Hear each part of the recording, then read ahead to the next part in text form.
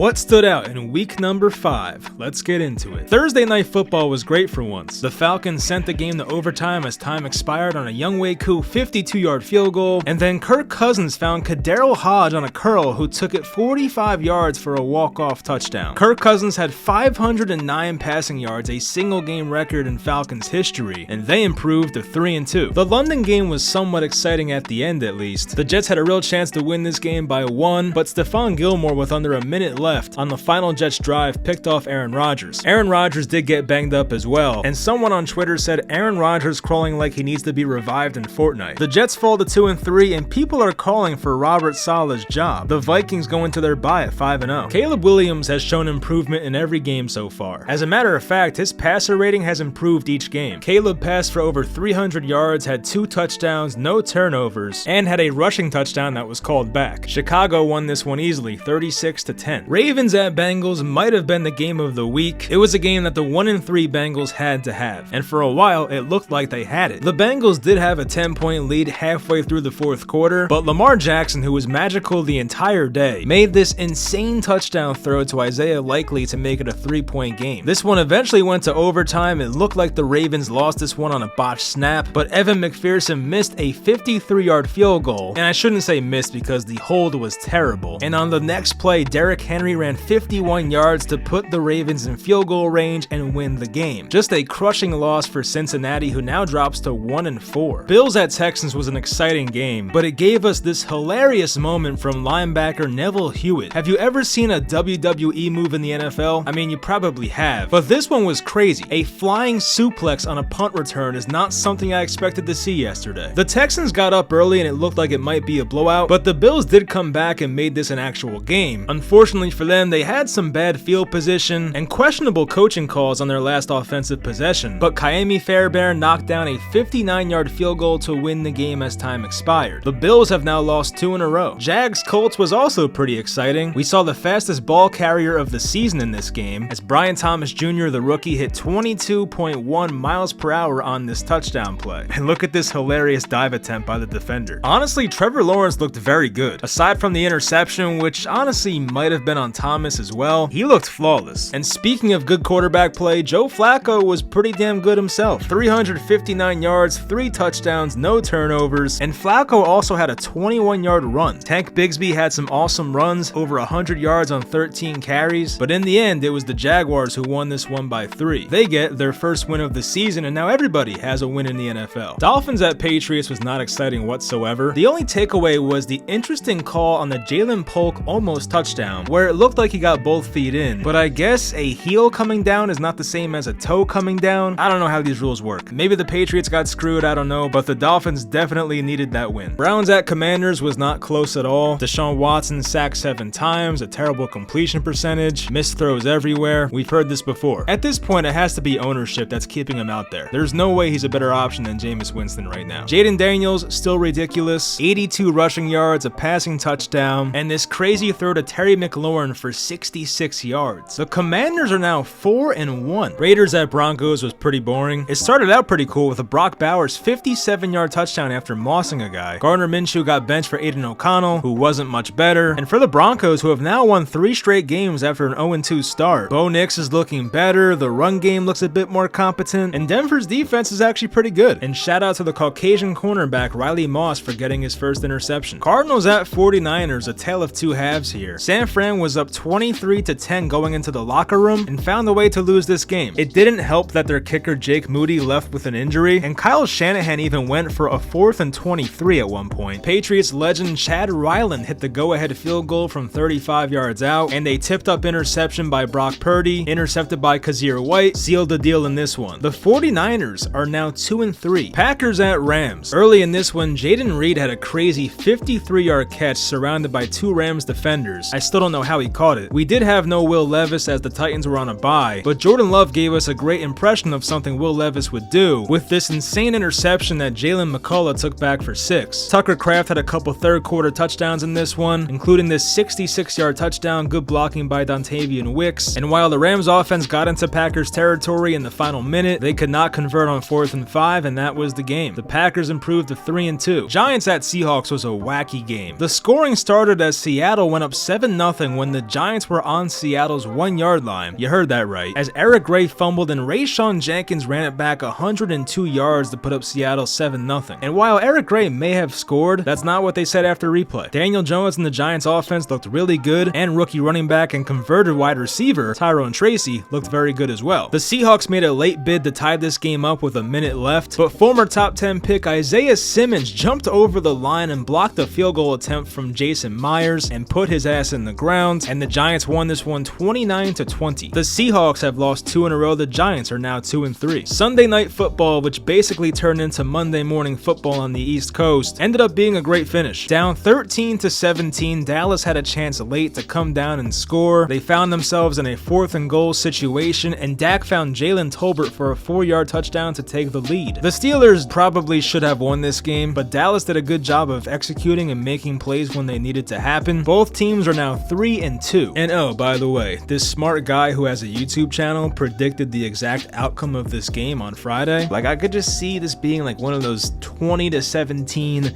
type wins for the Cowboys, and they are underdogs, but I just feel like it's going to be a tight Cowboys win. Before leaving Monday Night Football due to injury, Derek Carr still had time for this ridiculous pass. He's now out for a couple of weeks. And look at this interception by Saints defensive lineman Kalen Saunders. The former Chiefs draft pick, even at 325 pounds, was moving. In other news, Robert Saleh was the first head coach fired in 2024. While it was speculated, it's still pretty surprising. Saleh finishes his Jets coaching career with a 20-36 record. And some other AFC East news, as Jacoby Brissett hits the bench and Drake May will make his first NFL start on Sunday. The Patriots host the Houston Texans. That'll do it for the Week 5 recap and what stood out. I hope you enjoyed. Leave a like and subscribe, and I'll talk to you guys next time.